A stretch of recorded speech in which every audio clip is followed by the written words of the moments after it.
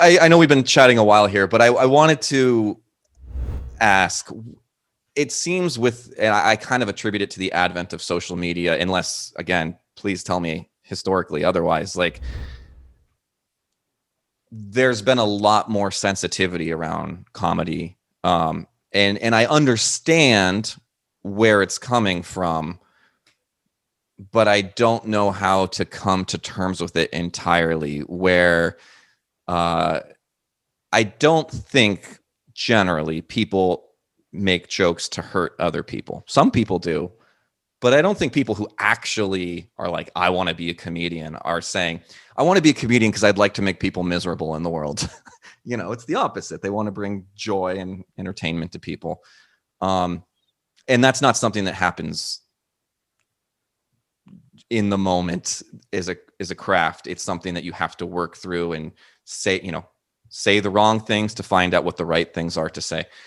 Because of social media, because everyone has a phone in a camera in their phone, and now they can share that media and it can get retweeted and blah, blah, blah, blah, blah.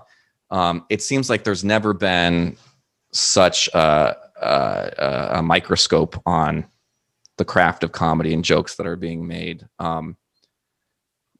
Do you agree with that? And has there always been this particular scrutiny of comedy? And also, when I was growing up, that's how in America, we thought of the conservatives, the people on the right. They're the people who are trying to ban the sitcoms and burn the books and whatever.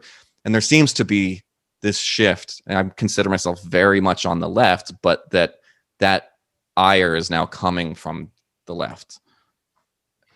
Okay, that's a big question. I know.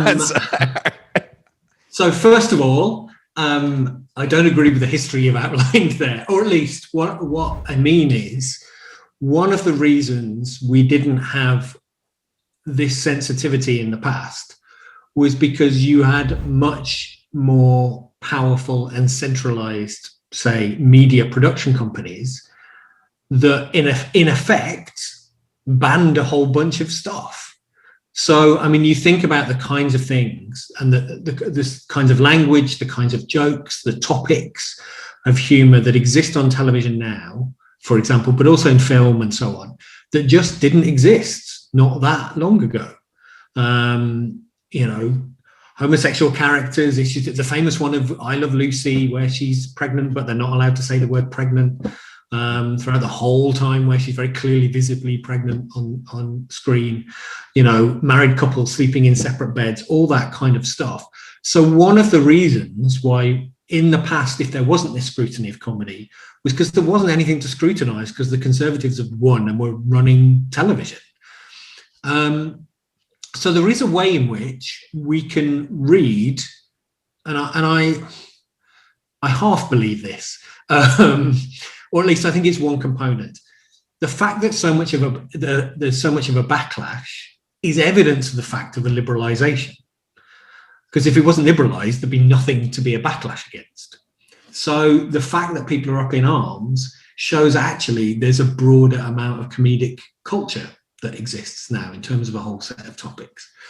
So there's and that can be sort of celebrated, and that comedy is a space, again, historically, where that's been worked through. One of the things I always think has been interesting about television comedy, though it's true in lots of other comedy forms actually, is that those kind of societal changes to do with race, to do with sexuality, and to do with feminism, certainly in a British context, but I think the history normally argues it's the same in an American context, gets played out in comedy before it gets played out in serious culture, because comedy loves those frictions. Mm-hmm. So as soon as you start having a civil rights movement, well, then you start having comedies about, what happens if a white person lives next door to a black person? Hey, comedy ensues. Right. We can immediately kind of do that. Once you have women, fighting to go in the workplace. Oh, well, what happens if a woman goes to work and the man's not happy about it? Comedy, hooray. So comedy kind of alights on that stuff. And you can see this very obviously, actually, in trans issues, that there were trans characters in comedy in Britain years before they were in serious drama. Now, those characters were treated comedically, and we can look back on those now and go, this is awful. So I'm not saying they were good representations, but they were kind of an entry point, and plenty of people might argue they were a bad entry point, but comedy alights on that stuff earlier. The second thing I would say is, and I don't know the American context as well, but I would think it's the same, but there's a long history in the UK of the left criticising comedy. And so the alternative comedy movement in the UK in the 1980s, which is kind of which happened when I was young, and is the significant seismic shift in comedic culture in the UK, which still affects comedy now, was a bunch of left-wing people saying racist and sexist jokes are bad. It was left-wing, right-on people criticising certain kinds of comedy. It wasn't, and it was right-wing people who wanted to tell those jokes.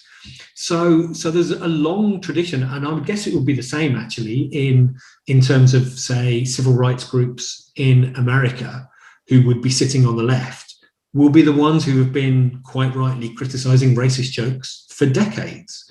So I don't know that it's a recent thing that people on the left have a problem with comedy, because, I say, certainly in the UK context, the key moment where what was allowable and what was not allowable in UK comedy was a left-wing movement. So I think it's kind of more complex than that.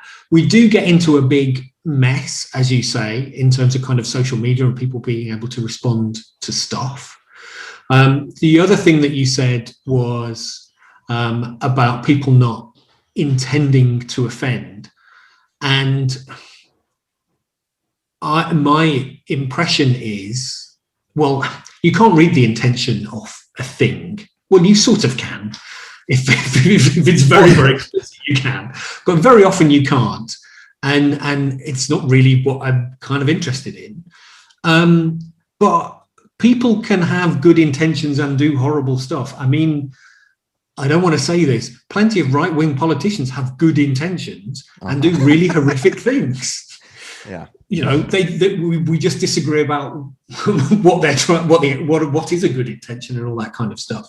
So I don't doubt that there's lots of comedians who've been caught up in furores about racist or sexist or homophobic or transphobic comedy who didn't intend it to be so. But I don't know that saying that wasn't my intention is a good enough excuse. Now, I'm not saying it's never a good excuse. But I am saying a comedian can't just kind of say that because actually, again, go back to alternative comedy in the 1980s, when loads of people on the left were calling out all the horrifically racist and sexist comedians in the UK, all those comedians were saying, that's not my intention. And it's like, well, it kind of doesn't matter whether it's your intention or not. You're saying amazingly racist things.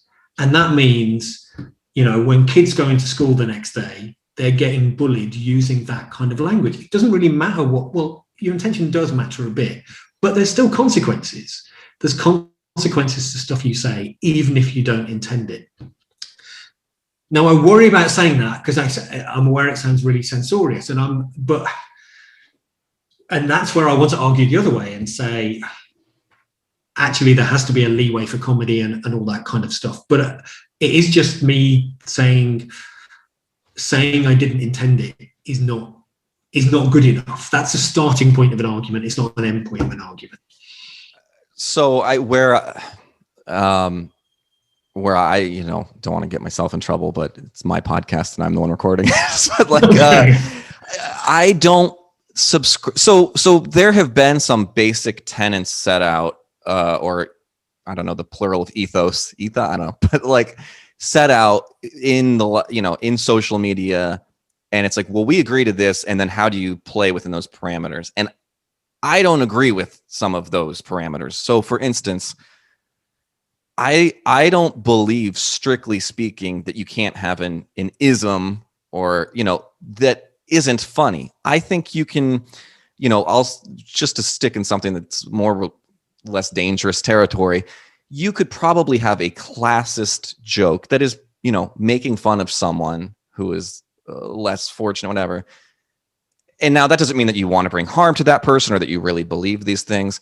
But as a joke goes, you understand the mechanics of the trick being performed, and the subject matter is something that's classist. And I think we can recognize that as funny. Mm-hmm. And then say, but in all seriousness, of course, we need to support socialized medicine. We need to, but the joke in the framework that has been established works. And I think that can be applied to any of those genres that you said.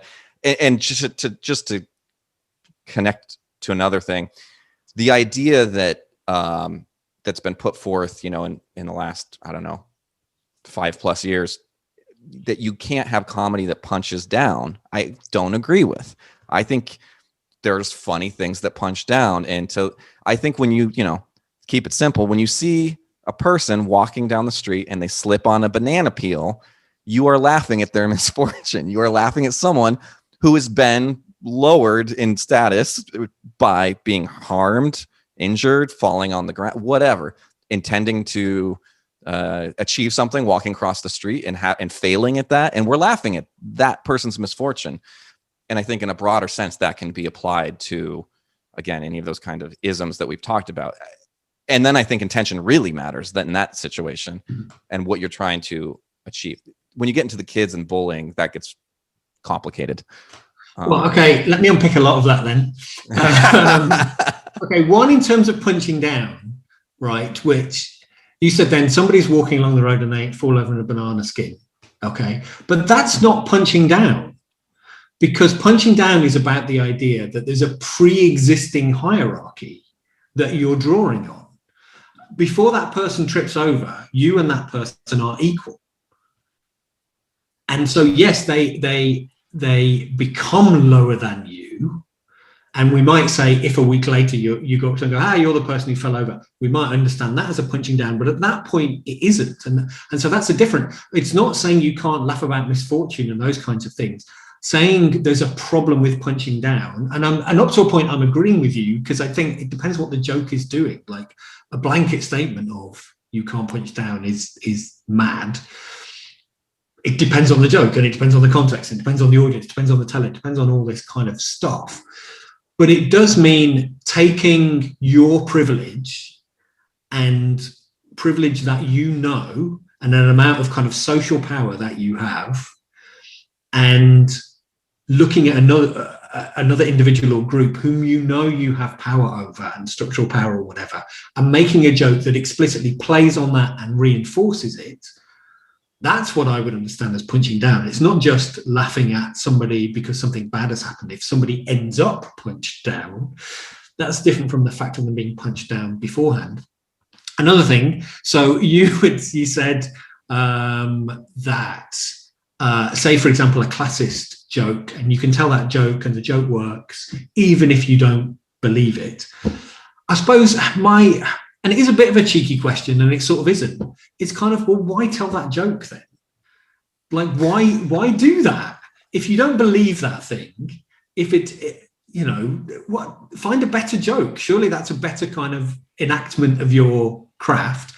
But the other thing is, when the problem with that stuff is, okay, you might not believe in that classist thing, so I've turned it into you. One may not believe in that classist thing. The comedian may not believe in that. But it's the problem of, and this is the argument that's presented, isn't it? Is that in order for that thing to make sense, we have to have a set of assumptions in society. And what that joke does is draw on and reinforce those assumptions. And so that's the problem. And so if you make racist jokes or sexist jokes, you're drawing on a set of agreements that exist in society about people of color, about women or whatever. And this joke only makes sense if we all know those. And in doing so, we're kind of normalizing them and going, we all know those. Now, there is a problem with that, because obviously comedy can play with those, and knowing that there are sexist, racist, homophobic kind of norms in society, you can know those even if you're anti them. In fact, you have to know them in order to be anti them. You can't be fighting against them unless you know they exist. So drawing on those assumptions doesn't necessarily mean your intention is to reinforce them. But that's that is, I think that's where you and I might differ, and I would still sit very strongly in a space of saying actually comedy should have lots of liberatory kind of purposes, and I'm not trying to close it down. But I do have problems with certain kinds of comedy where the joke is simply a reenactment of a set of kind of stereotypes or norms that we already know. Partly, just in craft terms, it's like, that was an easy joke, wasn't it? So what was the point of that?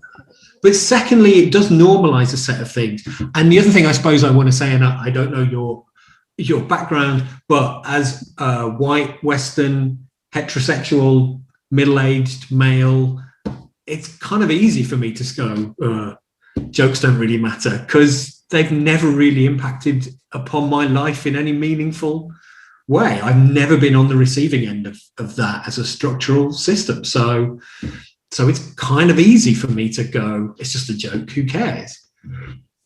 Yeah. I do recognize that. I think maybe when you mentioned the word craft, like, I don't like, there's kind of now it's a joke to use this as a joke, but the whole like women be shopping, like this idea, that's making fun of that comedic trope. So I don't like that kind of comedy, but I don't like to pretend that those tropes and, right, that like the whole stereotypes exist for a reason or whatever. Like, to pretend that there's not differences and recognizable ones and societal ones and structural ones and systemic ones between genders, between races, between age groups, all that kind of stuff, I think is disingenuous. But then it depends what the joke is doing, isn't it? Because that's where you do get into this thing about punching down. So of course you can make jokes about gender and race and sexuality and a whole set of things. I don't know.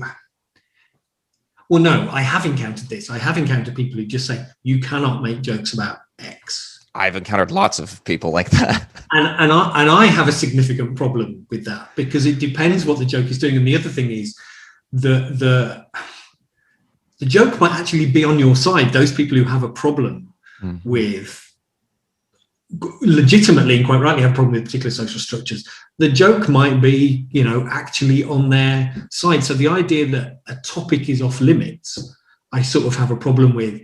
But at the same time, I do, and I'm very definitely not saying you're saying this, but I have encountered some people who work in comedy who just insist, it's just a joke. As an artist, I have a right to say what I want to say. And actually, I agree with that. But you don't have a right to say that the things you say have no consequences, and you don't have any responsibility towards the things you say. I think, and that's not just comedians, that's to everybody. We have a responsibility towards the things that we kind of communicate.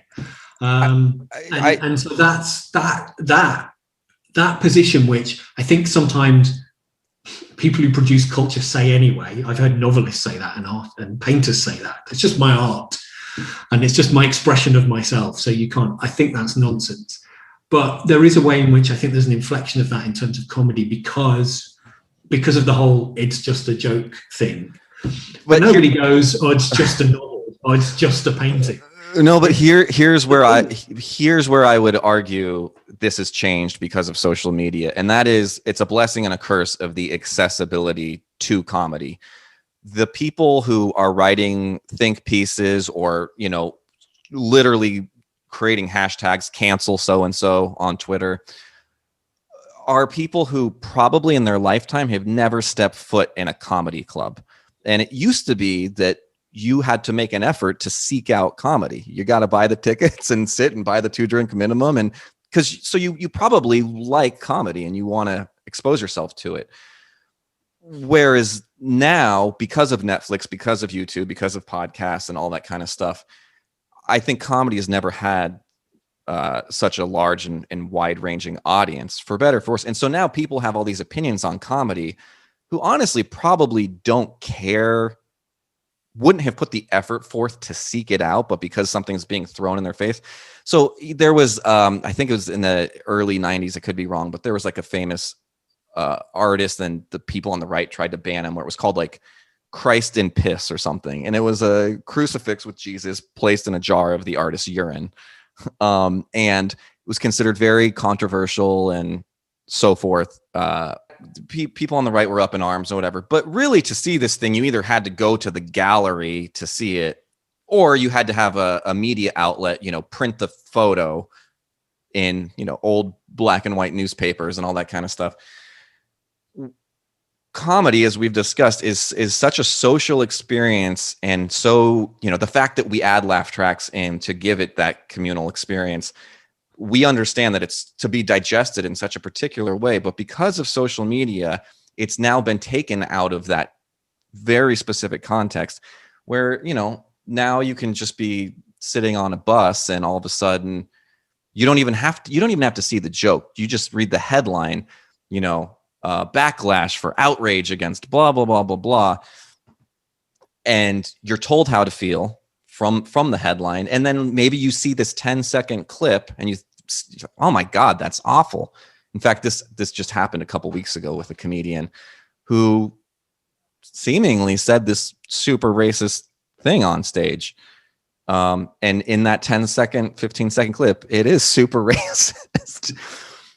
If you watch the whole performance, now I'm not saying it was successful in its execution, but it was in response to the comedian who did a set for 15 minutes before him that was talking about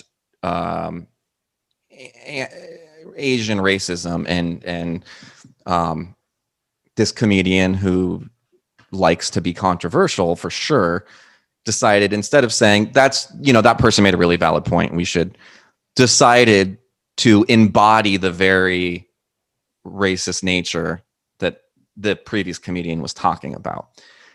When you, and then, goes on to do a really funny set. If you don't know this comedian, you weren't there, and you just saw the 10-second clip, you would think, man, this person must just have those real feelings in their heart, when they've never said anything like that on stage before. It was a failed attempt to directly respond to the comedian before them. But you know what I mean? So the internet strips out all the context, both in terms of what happens before and after, and also the context in which that typically comedy is meant to be consumed, I think. Yeah, but I mean, this is, maybe it is made a bit easier, but I mean, there's always been these kind of moral panics about forms of culture, when, oh, you've frozen again. Have I frozen? No, you're not frozen. Oh, okay. I know you hadn't frozen. You're just sitting really still. I genuinely thought you'd frozen, but you haven't. It's a good performance you could do. Anyway, so, I mean, when I was growing up, the big kind of scourge of culture was Mary Whitehouse. I don't know if she means anything but she was a kind of, right-wing Christian who very, very successfully got loads of television programs and things banned because of concerns about impact, effects upon children. I mean, television's my area. People have always had that fear of television from its very inception because it's in the home. In effect, it's a medium whose history is one of moral panics about it. Lady Chatterley's Lover and the banning of novels because of 2 sentences or a particular page rather than the whole book.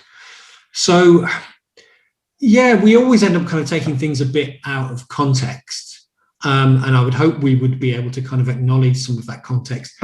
In another way, though, again, I worry that some of the examples of that I've seen where people have said that, and I've gone and looked at the context, and I thought, actually, that doesn't make any difference. The context can become an excuse, or can be it's in the moment and it's finding the comic club, and it's kind of, well, I still don't know that I think that's kind of okay, or what does that say about us as a culture, which forms of language which we would understandably find unacceptable in other places, we do find acceptable if 200 people in a room all laugh together like a baying mob. Suddenly it's fine. I mean, what? And I'm sort of half saying that jokingly, which is comedy clubs must be a space where some things are allowable that might not be allowable somewhere else. On the other hand, there is well, I don't like using the word mob because it has such horrible connotations attached to it, but kind of mob mentality attached to rooms like that, which, I mean, here's the interesting thing. We've talked about the intention of the comedian. We never know the intention of the audience. And in some ways that might matter more. So it could be, hey, as a comedian, I'm doing an ironic racist joke, and we all get that. And the audience is just going, we're enjoying a racist joke. And so, this was the big row about, I mentioned earlier, didn't I? So All in the Family, in the original version in the UK, Till Death Us Do Part, which was about a racist, bigoted character intended as a parody, but taken on board by British racists as emblematic of things they wanted to say. And there was massive debate about, okay, the program is trying to do this, but that's not what audiences are doing with it at all. And it's funny now, as the UK, we still struggle with that because now and again the character pops up again, they kind of bring him back for various things. And so there is also that, and that's another point where comedians, and I don't want to overstate responsibility, but do have some responsibility, because you might not, may not intend the joke in a particular way, but if an audience takes it in a different way, it could be possible that even if you intended it, you could know that it is likely that an audience will read it in that way. And I do worry sometimes that. So if you do a kind of mock racist or whatever joke, it's kind of, well, what are you actually offering to the audience for a laugh here? And you can go, I was doing it ironically. It's kind of, really? And do you think an audience is going to read that joke ironically? I mean, what are you? Well, are you supposed? This is the connection to. I mean, it's a really rubbish connection, but let's think about our leaders. Well, ex-leader Donald Trump and Boris Johnson consistently insist that they have no responsibility for the things they say, and the jokes are just jokes. And if audiences, take them in particular ways and go out and storm the Capitol, then, hey, nothing to do with me. And it's kind of, well, come on. Yes, sometimes those things are jokes and stuff like that.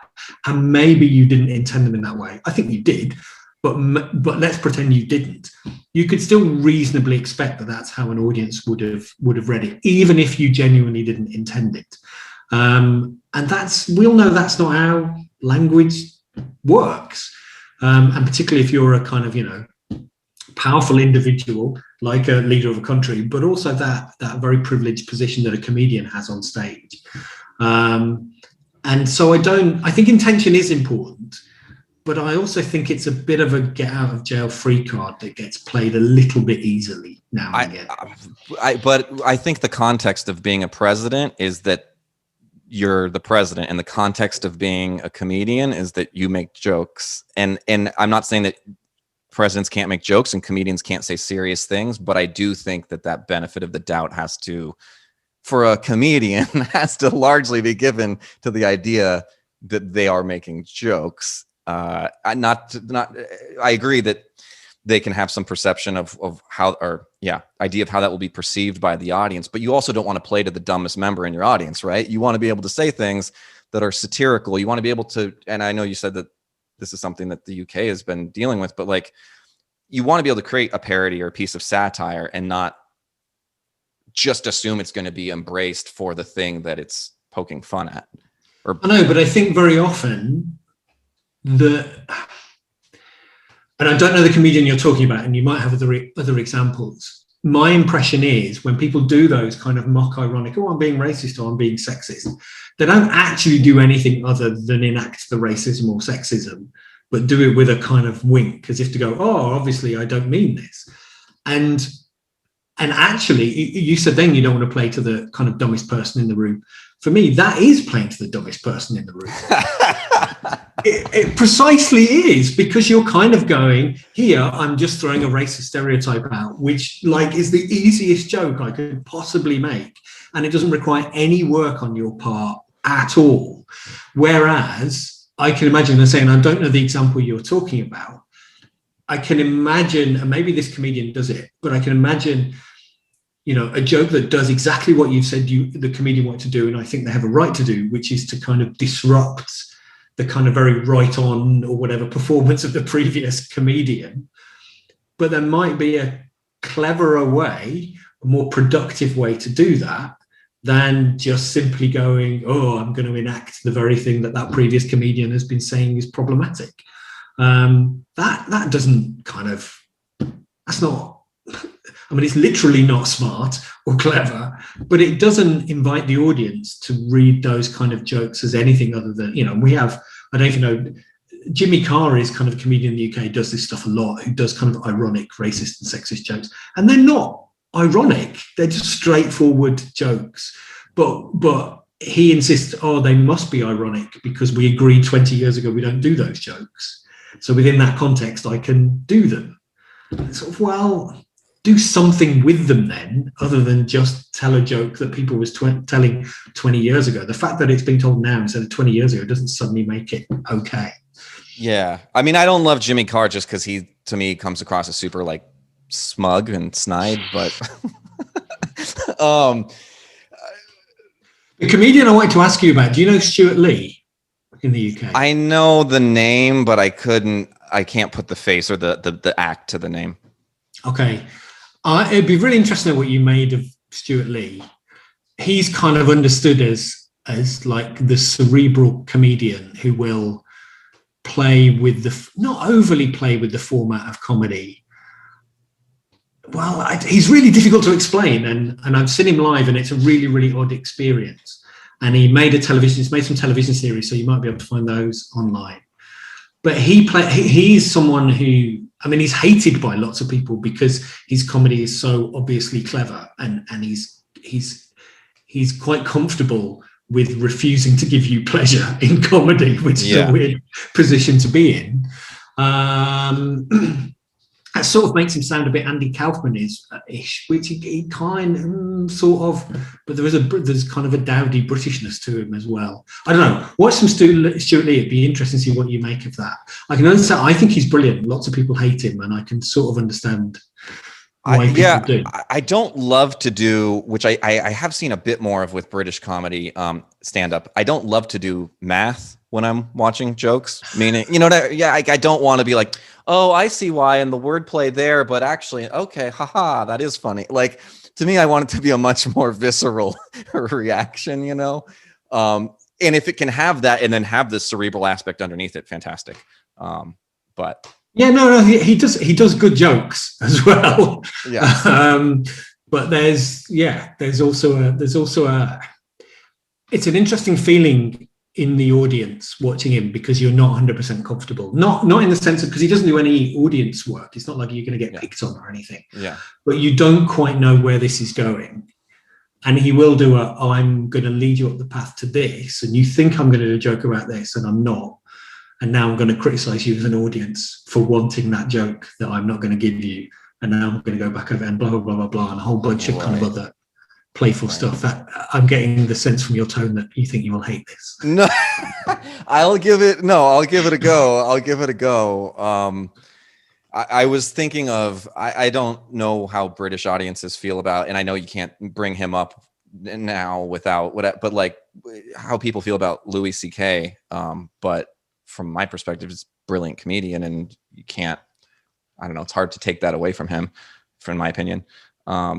But there's a great interview with him with Howard Stern, where Howard Stern says, "Is there ever a joke you couldn't make work on stage, but you thought was funny, but it was just too dark?" And you can YouTube this clip.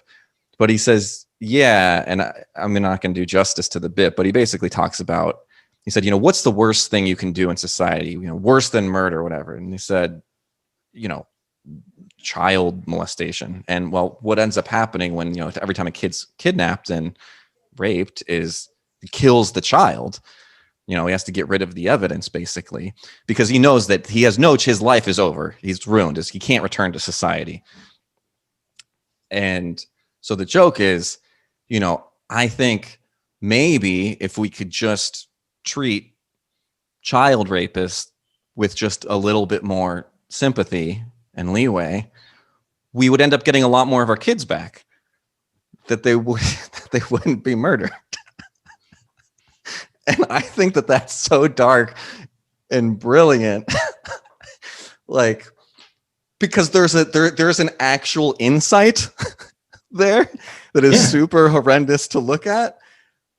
But when you again, if we can try to remove Louis C.K.'s personal life from this, there are plenty of people say you could not joke about that subject matter. I mean, he even basically said he couldn't joke about that subject matter on stage. I want to keep open the doors of being able to explore subject matters, that any subject matter. It has to be done thoughtfully, carefully, and hopefully in a funny manner. But I just, it's particularly in the US, I've encountered many people say you can't joke about blank. I think that's a silly statement, because that's like saying you can't do a painting about X, or you can't write a poem about X. The idea that there's a topic that's beyond, it depends what the poem is, and it depends what the painting is. So, and we have had comedies about the Holocaust, and so highly controversial ones, and there'd still be lots and lots of people who say actually that's not acceptable, but clearly we do find ways to do that. But the whole thing then is, say, who's telling the joke, what's the joke about, what's the audience, what's the context. It's a pointless statement to say, because it's like saying you can't write a poem about, well, it depends what the poem's doing. Comedy's treated with a lot more sensitivity in that regard for some reason. I think so. I think it's because, I mean, this will go way back. This is really neat way to do a callback to the very beginning, which is, people in authority are scared of comedy. I mean, it's a fact that in dictatorships, usually the first people who get locked up or executed are the comedians, because what do comedians do? They kind of disrupt, and they point out flaws. But also the key thing that comedy does very often is that it's unstable, and it says, this thing that you're looking at, it's like the joke that you've just said about kind of child molestation, but there's a logic in it. And so it offers these kind of two simultaneous views of the same thing. And seriousness doesn't like that, and people in charge don't like that. Power is dependent upon going, the world is like this, and so we have to organize it in a particular way. And that's how, capitalism works. That's how patriarchy works. That's how stuff works. That's how all forms of power work. Yeah. Power isn't very good at going, well, it could be this or it could be that. And comedy's constantly doing that. Comedy's constantly going, this could be multiple things simultaneously. Yeah. And that's amazingly kind of threatening. And so I think that's what it is. I think when somebody's saying you can't make a joke about, say, the Holocaust, they're saying by making a joke about it, one, you're trivializing it, but two, you're opening up the Holocaust to the possibility of it meaning multiple things. And it doesn't, it means a thing. Right. Which is the same with child molestation. It does mean a thing. I'm not trying to open up the multiple, but that's what the challenge is. Yeah. Is because you're kind of saying, well, actually, then it becomes a multifaceted, multi-meaning thing. Yeah. And I'm insisting on, and of course, this isn't me criticizing that, for something which is very strongly connected to your identity or your history or your experience. It's understandable, and I think legitimate for you to go, I insist on a singular meaning of that thing. Right. I think there's some problems with that sometimes, but me saying that isn't necessarily, I can see why somebody wants to say, you can't joke about that, because in essence, they're saying, you're offering up multiple meanings for that thing, but that thing you're talking about affects me day after day after day. And so I can tell you, it doesn't mean multiple things, it means that. And very often that's what people are doing when they're making that statement. It's insisting on a singular meaning. And I think, again, to go all the way back, that's why universities don't teach about comedy, because it's multiple stuff. And that's not how knowledge, which is, a university's bread and butter, that's not how knowledge is conventionally understood. So we need something kind of grabbable and concrete. Yeah. Well, Brett, I appreciate you teaching about that stuff. And That's all right. I love talking about it. I think you can tell. yeah, I mean, I love talking about it too. I had to decide what to talk about and what not to, because I could go on for hours talking to you about this stuff. Romance threw itself off the 30th floor. Get up.